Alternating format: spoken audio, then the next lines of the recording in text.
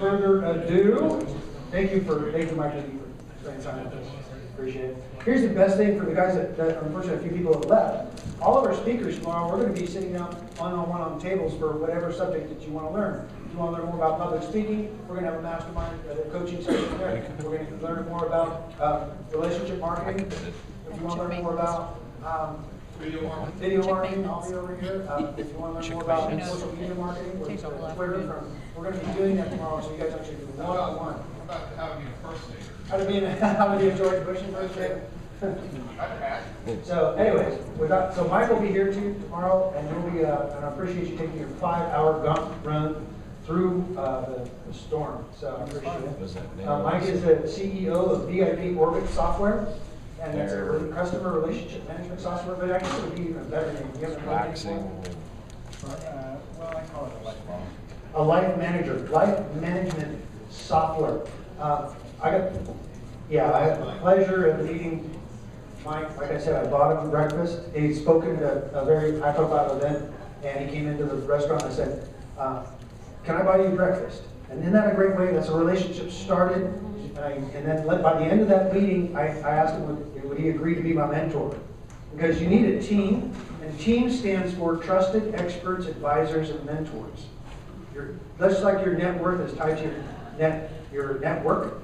Well, he's going to teach you how to build those networks, and you want to have a trusted team of experts, advisors, and mentors. And this guy's an expert. Him and his team, his company created the first customer relationship management software called ACT. Did anybody use ACT back in the day? I still use around, it today. Right? She still?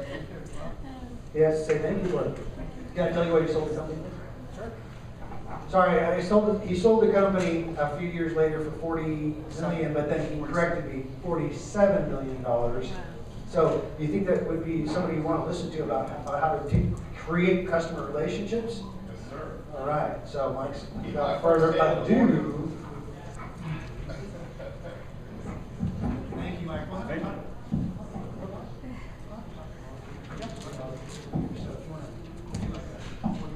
Okay. I never turned down an opportunity to speak again. Well, I'm going to ask you a favor. How many of you, first of all, have ever seen the movie Little Miss Sunshine with Greg Kinnear?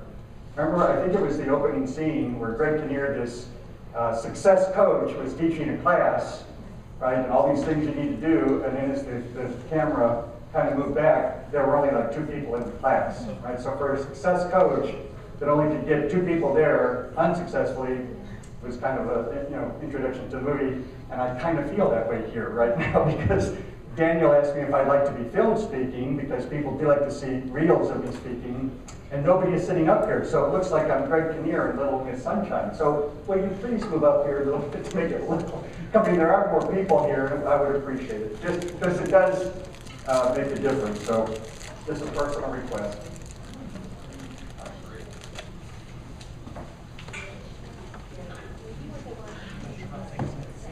Well, thank you very much. No, I appreciate that. So, that's called pressure. Right? I have to deliver. I'll give you all a minute to come up here.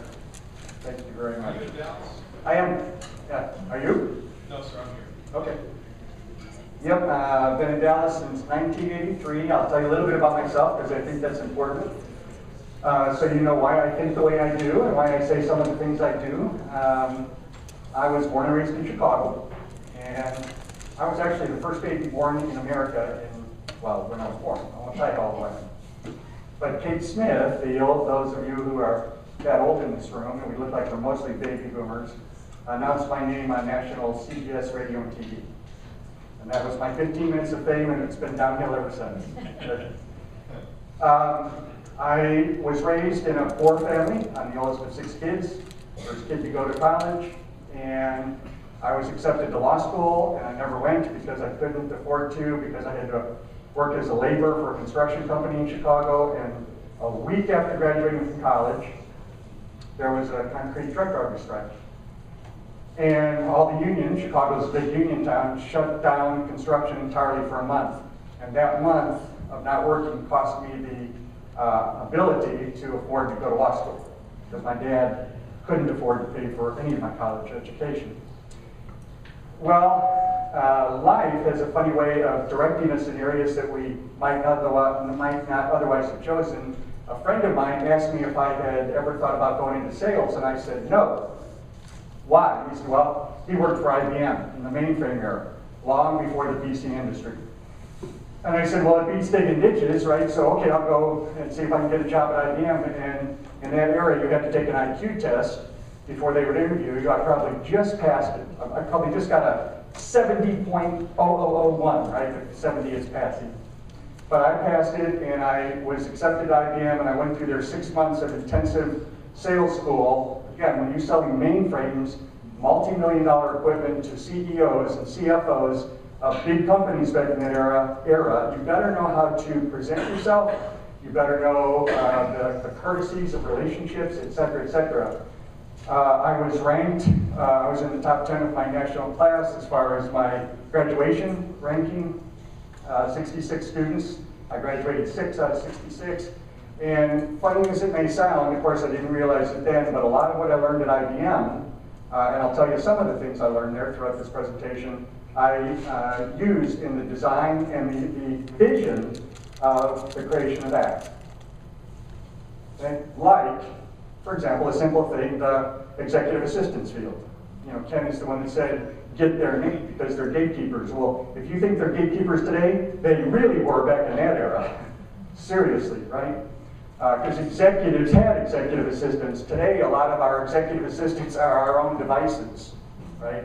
And so it's important for you to understand a little bit about me, and IBM taught us that. They always said in sales school, you never violate this sequence.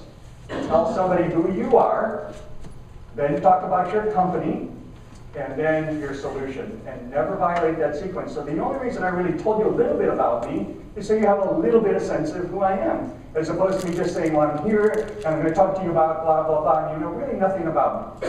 Because meaningful relationships really need to create, in those first few nanoseconds, seriously, an emotional connection of some sort as a layer to begin to stand on, right? I found it interesting listening to the speakers and the comments made. You know, most of this has been about tools. And I build tools. As a matter of fact, I would say I'm a tool maker. Okay? VIPorbit is for Apple, iPhone, iPad, and Mac users. More stuff is coming from my company that we're designing and developing that will be out later this year. But the point is, I'm a tool maker. And despite all these wonderful tools available to all of us, unless, and how many of you are realtors in here, by the way, in the realty, related to the realty industry? Okay, then this will make sense to all of us anyway, but especially the realtor type people. Anybody in construction industry? Okay. You can have beautiful kitchen cabinets. You can have granite countertops. You can have a slate roof, right? But unless you have what? None of that matters. A solid foundation, exactly. So what I really am, and what you need to be, and what this talk is about, is what kind of foundation are you, and how you can build a stronger foundation, because without it, you can use these tools, but they will ultimately fail because you don't have a solid foundation of you. Okay? So my focus is on relationships. My focus is going to be on your reputation. All right, so let's move ahead. I've entitled this, Life is a Contact Sport. It is. I like the sport analogy. I enjoy sports. I was an athlete myself as a kid. Still play golf or try to or whatever, but I enjoy sports because there's challenge, there's preparation, there's training, there's skill, there's psychology, there's a winner, and there's a loser. Right? That's sports, and that's why we love watching sports. They drive our emotions. That's why we're fanatical about it. Well, I just said that what's most meaningful for people to have solid foundational relationships is an emotional connection, right? So life is a contact sport. And I might ask you then, what's your score? If you think of your life and your career, whatever, how are you evaluating your life? What's your score? And are you winning? Tough questions to answer.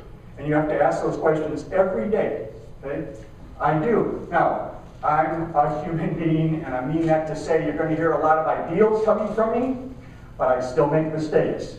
but I try to minimize them, and I recover quickly from them, and I'm sensitive to them, which a lot of people aren't, which maybe some of you, okay? Now, a real important thing about speaking is always to present a new perspective on things, right? To change you, kind of hit you alongside the head, if you will, to say, I want you to think about something from a different angle, because we all get lazy and we get stubborn and we get fixed in how we see things. Just human nature. I'm the same way, okay? So the perspective, and I have a perspective analogy. There were two runners in a race representing two economic systems, communists, any communists in the room? And capitalists. And of course, we capitalists won, right? Of course. But we all know the propaganda machine of communists.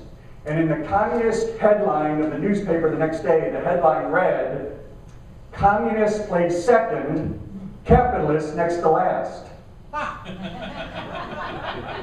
True story, but distorted perspective. We have a lot of distorted perspectives that are just part of who we are, and we need to see it differently. And that's what I talk about, that's what I believe in, and that's why I build the tools that I do, ACT and now VIPorbit, to help equip you with a better tool to help you achieve something at a greater level of success than you might otherwise. And it gives you a stronger foundation if you're committed and disciplined, which is required of anybody to achieve anything, commitment and discipline. Right? So you're the ACT user, former ACT user, whatever? Okay. But ACT didn't do anything for you. You did the work, but ACT helped you to achieve something that was innately in you, right? So we can have great equipment as an athlete, right? Football equipment, golf equipment, doesn't matter. But there needs to be an innate talent that is what makes you the success you are as an athlete. So that's why I go back to these tools are great if used properly, but the tools don't matter if what's in you is not right. Agree? Okay.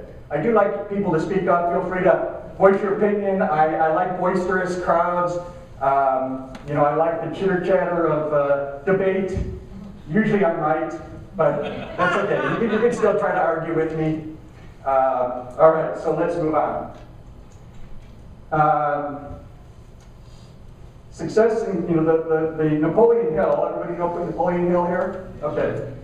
It stunned me when I read the book that he identified the 3 reasons most of us fail. After 25 years of the research he did, even though his focus was on success, etc., here he talks about failure. Does anybody know, and if you've read the book, please don't raise your hand or speak up, but for those of you that haven't, do you know what the #1 cause of failure is in all of our lives? Not trying. That's one of them, but that's not the top one. Follow-up. Follow-up, that's kind of one of them, but not the top one. Quitting. That's #2. Of the top 3 there, that's #2. Fear. Fear? Nope. Never starting. Kind of the same, whatever. No. See, none of us really, I didn't know either. The #1 reason, yes? Lack of relationships and collaboration. Well, you're kind of close. Did you read the book? Good. Well, you're pretty good then. I mean, you're kind of close, but not quite there, but you're the closest. So I'll give you the kudo, okay? Okay, thank you. You're welcome. The #1 reason people fail is the inability to get along with other people.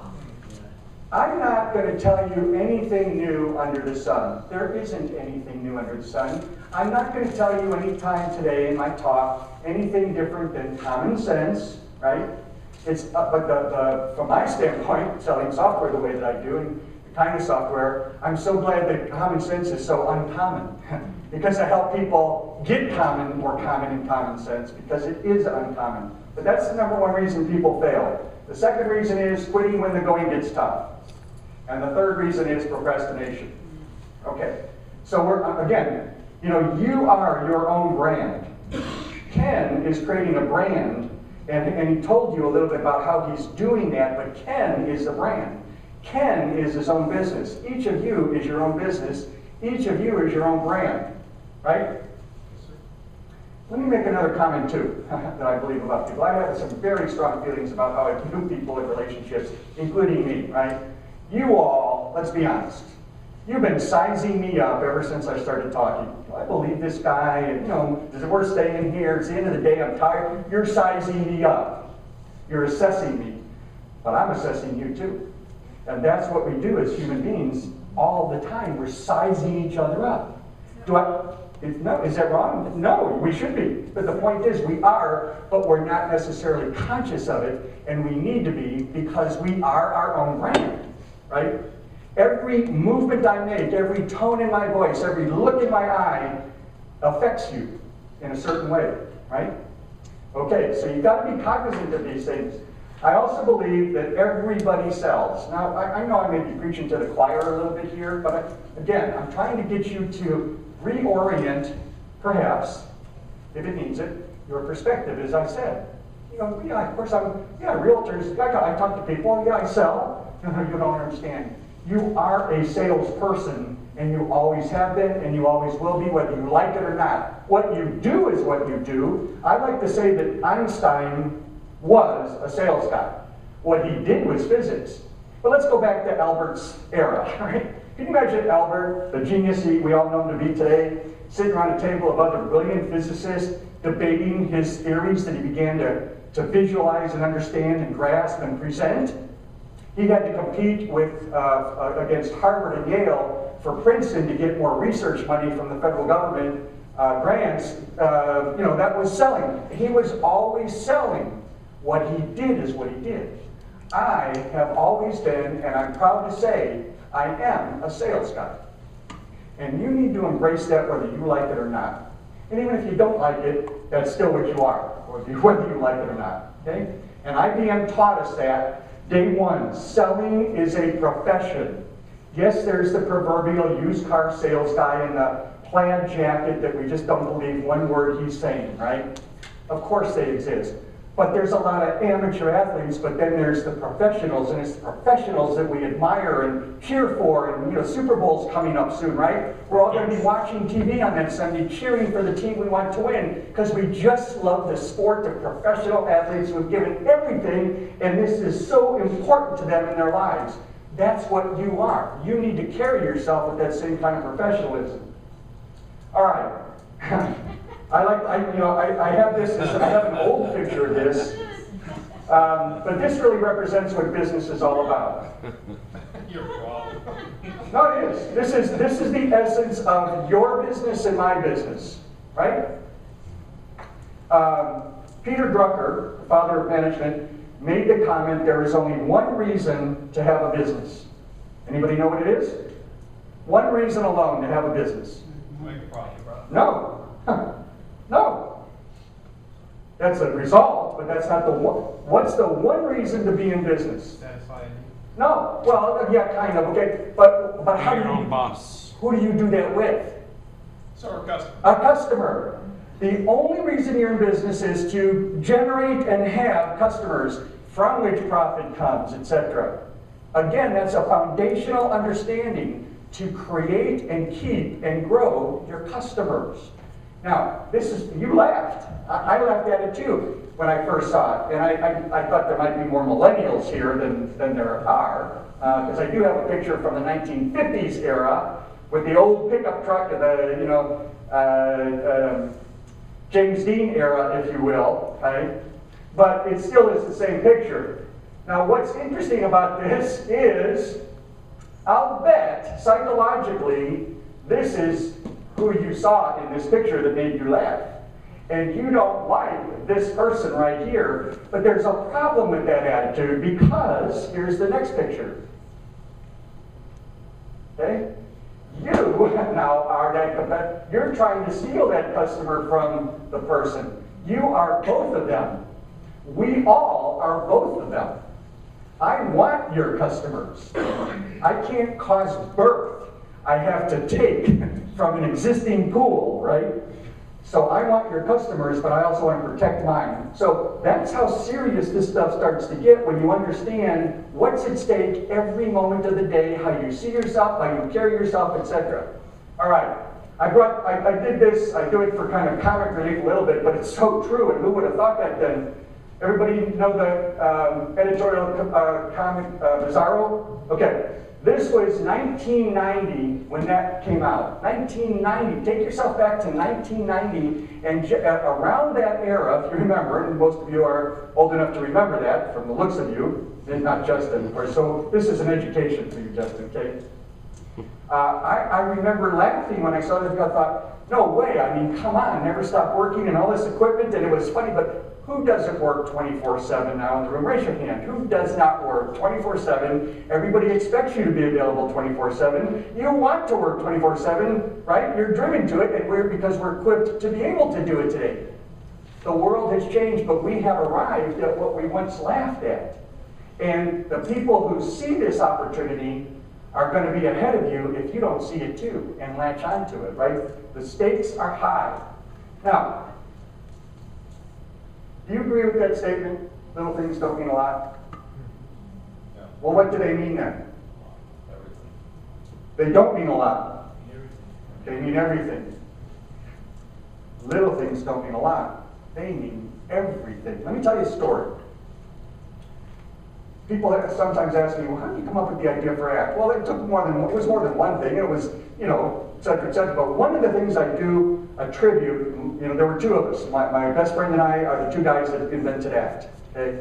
So for my part, an ACT was born out of desperation, by the way. It was a Hail Mary pass because we were failed in our business. We raised $100,000 in angel money from a guy out of Boston, $85,000 for a product we had invented. It failed. We only had $15,000 left, and I went to a mentor, and I said, John, what should we do? We're in trouble. Should we give the remaining money back to the investor or what? And he said, no, you guys are smart guys. Why don't you go have a working breakfast on July 4th, which was right around the corner, 1986, and just brainstorm from 8 till noon. Give yourself 4 hours to just see what you come up with. And so we started saying, well, what do we know? Well, we know selling. Well, what's selling? We were power daytimer users. Remember the daytimer? And we said, well, what is selling? Well, selling is keeping your word. Selling is the courtesies, the niceties, et cetera, et cetera. We started realizing, oh my gosh, if we could automate what we've been doing in the daytimer, but even make it more powerful, I could use that. So we said to ourselves, what do we need? Well, this is what I would want. If there was a software product that could do this, I would use it. And the desperation was the mother of invention in our case, okay? But IBM, here's what was important to me in one respect for my IBM career. I was with IBM for 5 years. One day I called on, unannounced, a big company about the size of a Home Depot building. And I went in and I asked for the executive assistant, got through to that lady, it was a lady back then, and I introduced myself. Hi, I'm Mike Muhney, your IBM salesman. I didn't know I had an IBM salesman. Yeah, man, me. Right? I'm your IBM salesman. I know I'm here unannounced. Let's say her name was Sue. I don't forget. Sue, I appreciate your time. I'm here unannounced. Is it possible that I might be able to introduce myself quickly to the CEO, et cetera? She said, well, do you have a card? Yeah, I gave her the card. He came out, okay? And I introduced myself. Hi, I'm Mike Muhney, your IBM salesman. I know I'm here unannounced, so I wondered if I might be able to schedule a time to talk with you about blah, blah, blah. And this is what he said. Well, I can picture it. He said, he looked at his watch and he said, Mike, I'm getting ready to leave on a 2-week skiing vacation in Colorado with my family. Feel free to call me when I get back. Okay, great, have fun. I went out to my car and I wrote down 2 things 3 weeks later. I thought I'd give him a week to get back and catch up. Anybody guess what the 2 things were that I wrote down in my day timer?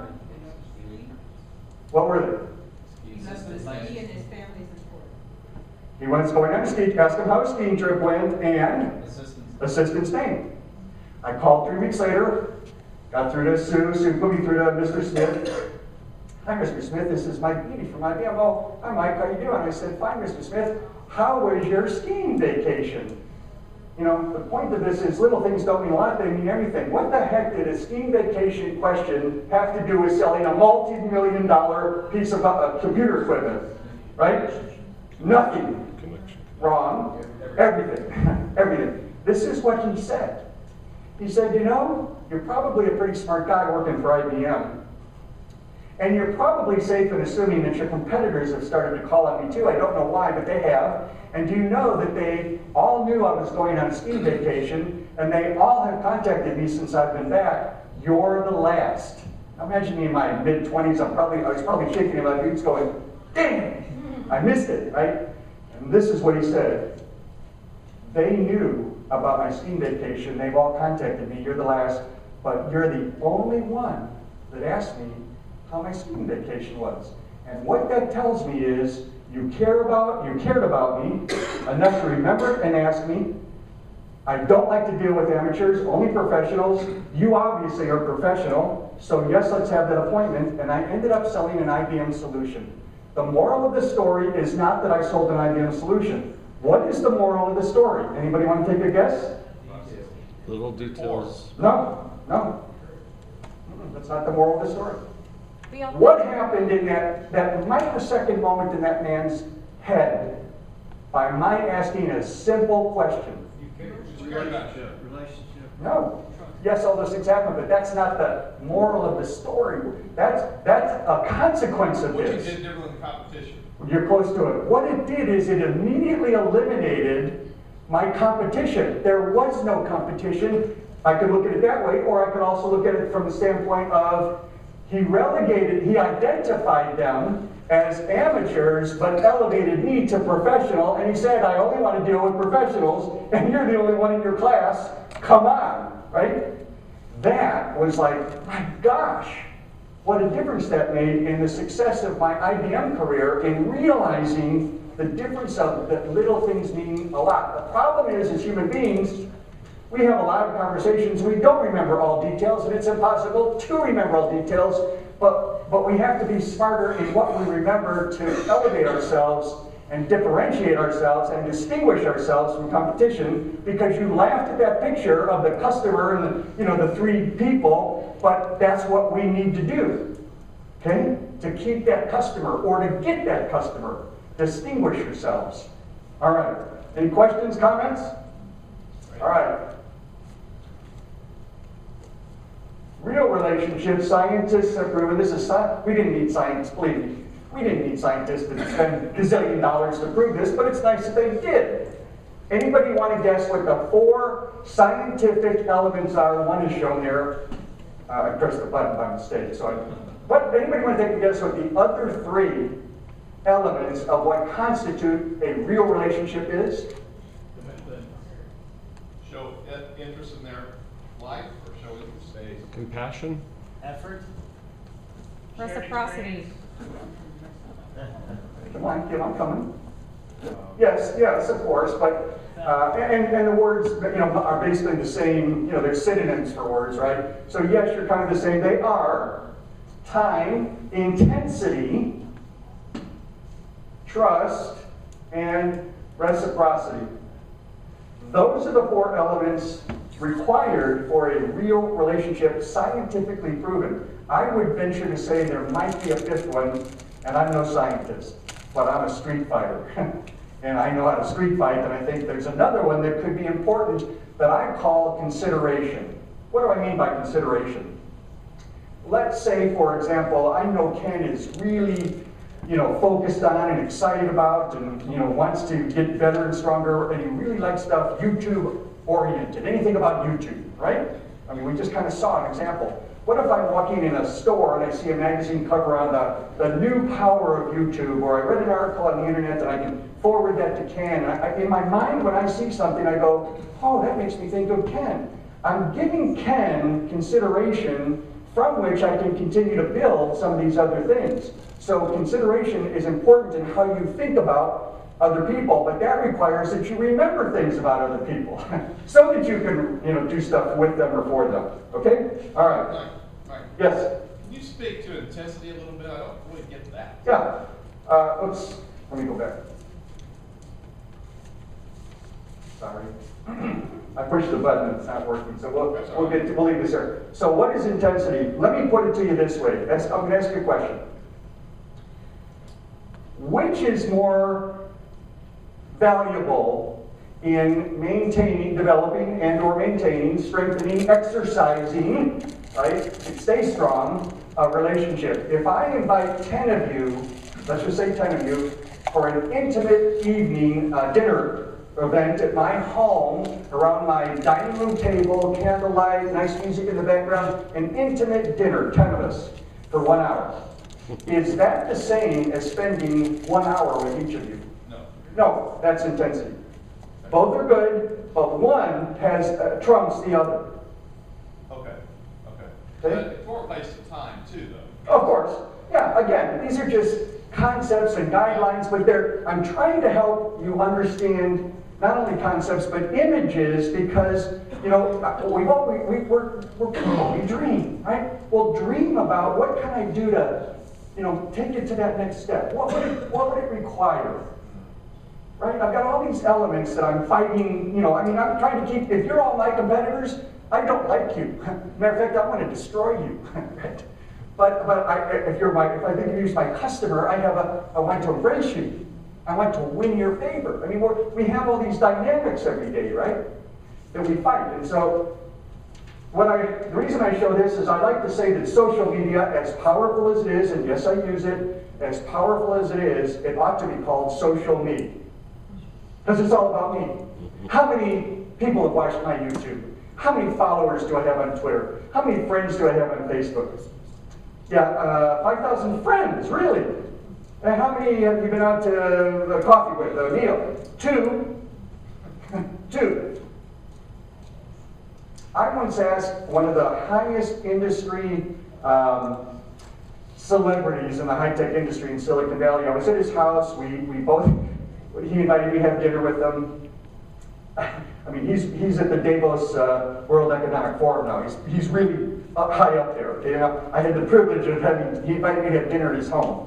We had 2 bottles of wine. We got very loose in our discussions. It was a very relaxed evening, right? But we talked about this, and I said, so how many friends do you have on Facebook? And he said, 5,000. And I said, well, how many are your real friends?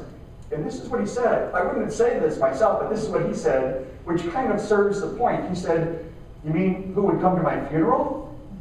And I went, well, I don't know that I would have said it that way. Maybe who would come to my birthday party. But okay, who would come to your funeral? And he said, 2. So 5,000 friends, but only 2 would come to his funeral. Well, maybe it's really 20 or 200, but against 5,000, it's nothing. But we've lulled ourselves, getting back to perspective, into this, I'm touching everybody, they know what's going on, I'm communicating with them, I have relationships with everybody. Wrong.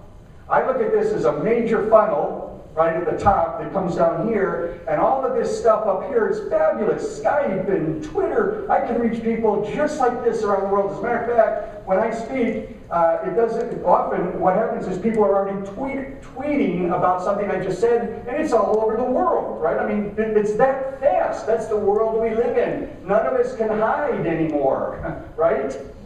But what I need to focus on is not what's up here. Yes, I want to do it, but I've got to come down here, and this is my focus, because this is the foundation. This is where I extract my customers, by that personal intention, by that intensity, etc., right?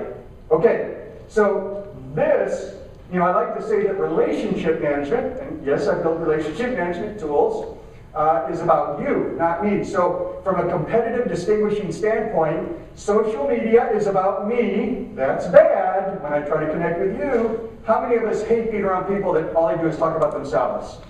The person's a bore. They're narcissistic, whatever. They're arrogant. We don't like people like that. Yet we act that way when we do this stuff, and that's our focus, and those are our only tools we employ. These are just a means to an end. The magic happens when this occurs. Hi, nice to finally meet you and put a face to a name, or whatever, right? It could be over Skype, I grant that, but the point is there's something magical about human connection, right? And mass stuff doesn't enable human connection. It can lead to it, but it is not where you end up. You can't stay there. Relationship management is about you, and it's private. This is about me in public, which means all my competitors have the same information about you on LinkedIn and Facebook that you were stupid enough to post. I'm not pointing at anybody in particular, but we all know what we're talking about, right?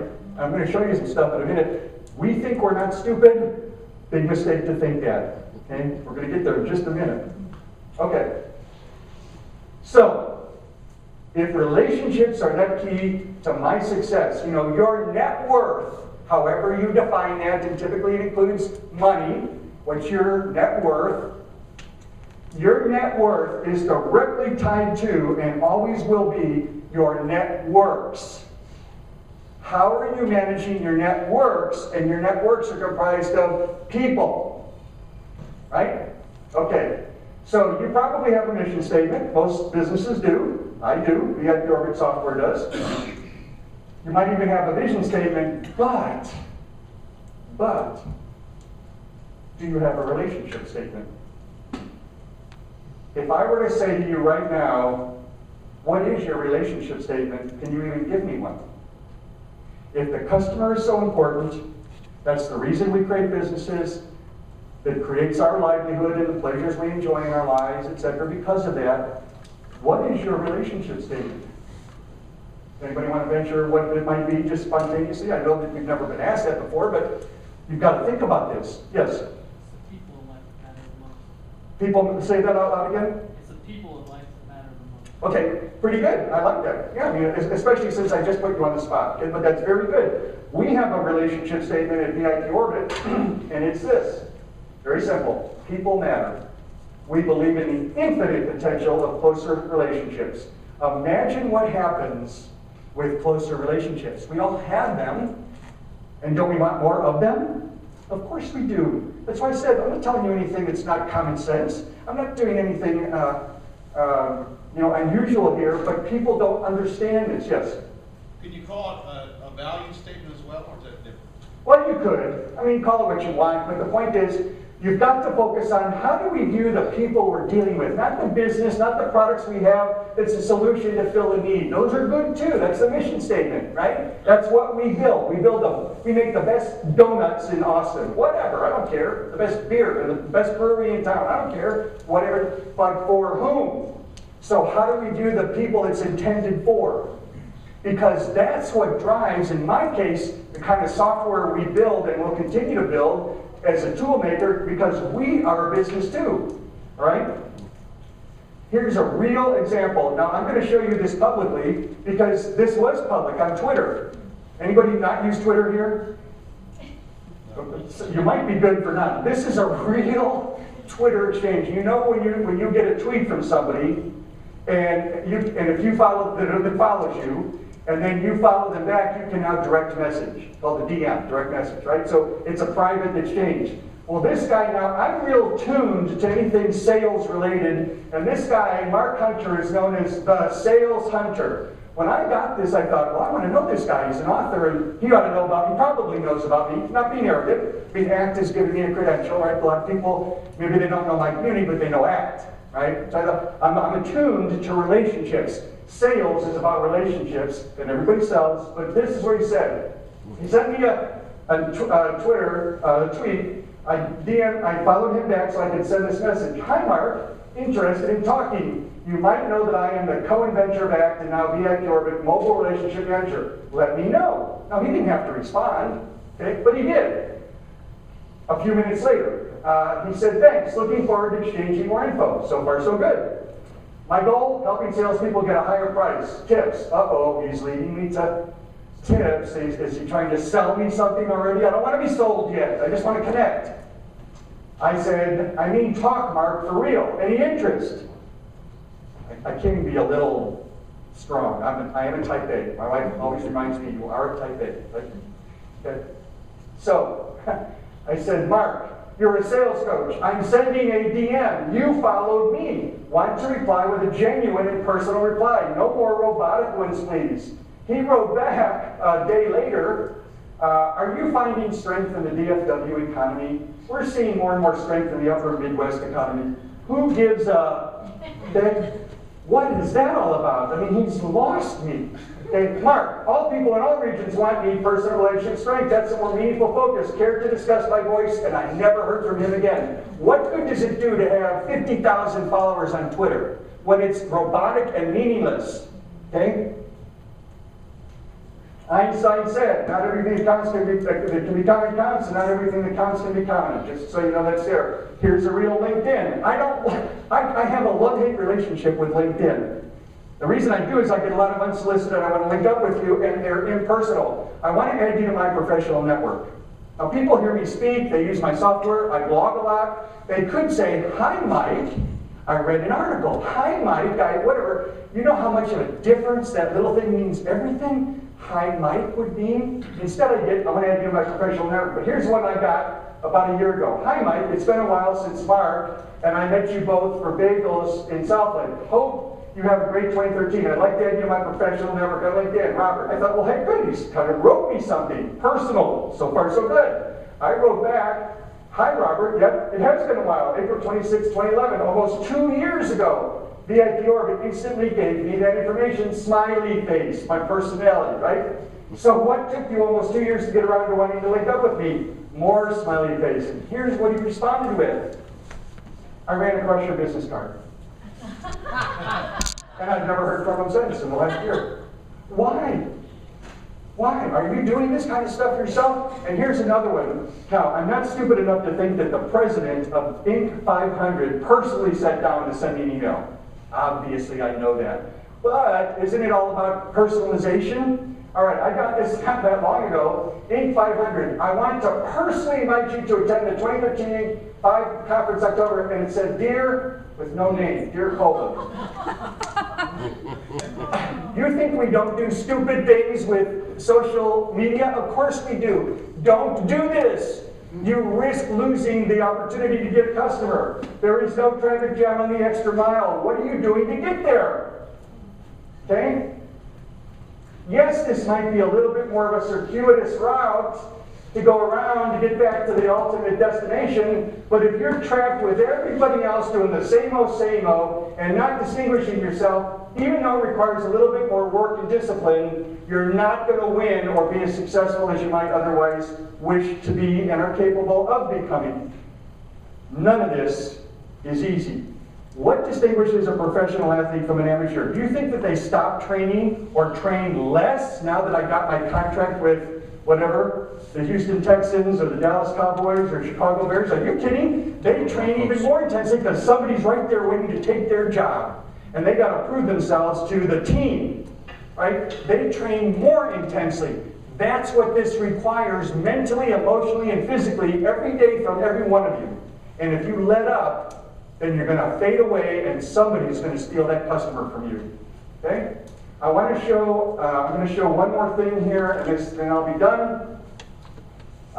It is a Nike commercial. If you haven't seen this, I recently saw it and I thought, I want to show it to you because it speaks to the intensity and training and the attitude and determination required to achieve everything I've been talking about. And I could talk for hours more about this kind of stuff. Believe me, and I have. So here we go. I hope the sound comes through. Rise and shine. 6 a.m. and your hand can't make it to the alarm clock before the voices in your head start telling you that it's too early, too dark, and too cold to get out of bed. Aching muscles lie still in the belly, pretending not to hear your brain commanding them to move. I'll lead you. The voices are shouting their unanimous permission for you to hit the snooze button. Go back to dreamland.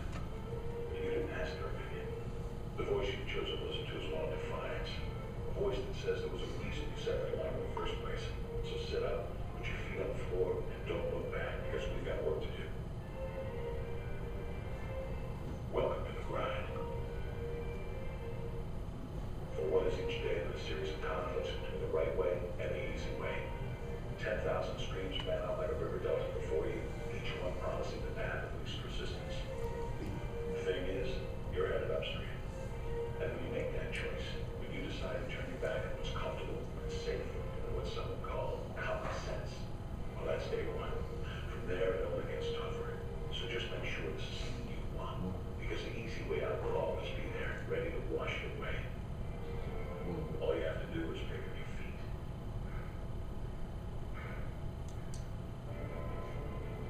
But you are